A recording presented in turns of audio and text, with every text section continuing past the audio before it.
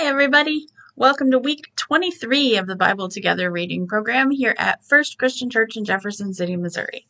This week, we are diving into the book of Proverbs and the kind of writing that in the Bible is called wisdom literature. Now, we often think of wisdom as something you either have or you don't have.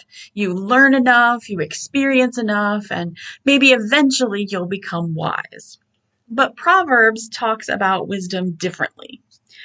In Proverbs, wisdom isn't just information, it is formation.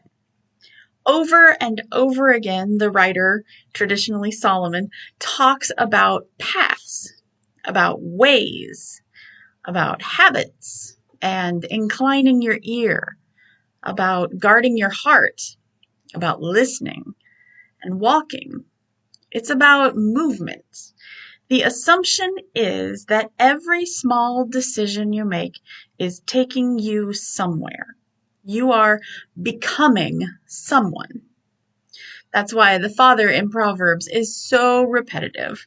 He says the same kinds of things over and over, and those things are pretty basic. Listen, pay attention, don't forget.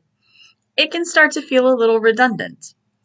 But maybe that is because formation is repetitive. None of us become generous because we had one generous thought one time.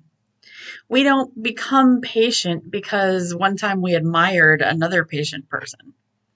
We become those kinds of people by practicing those things until little by little they become part of who we are. I think that's kind of where Romans picks up the conversation. Paul has spent 11 chapters talking about the astonishing grace of God, and then beginning in chapter 12, he turns to what that grace of God should produce in us. Let love be genuine.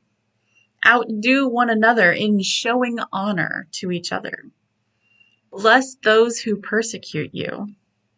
Welcome one another. Don't quarrel over disputable matters. Again, it is not just a list of rules that Paul's giving us. It's a picture of a community being formed into the likeness of Christ.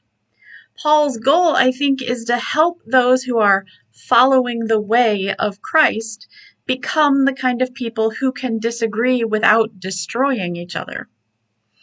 That's the same kind of wisdom we meet in Proverbs, the kind that isn't simply about knowing the right answers, but about becoming the kind of people who reflect the character of God in the ways that we live alongside other people. Maybe that would be a helpful way to think about our Bible reading journey sometimes. Not always just doing your reading and asking yourself, well, what did I learn today? Sometimes maybe we can read our Bible and ask ourselves, how am I being formed? How am I being changed by what I'm reading? Whether we realize it or not, every day we are being shaped. Every habit, every conversation, every choice. The question isn't whether we're being formed, it's whether what we're being formed into is Christ-like. Thanks for joining me on our continued Bible reading journey this week. God bless you and keep you until we meet again next week.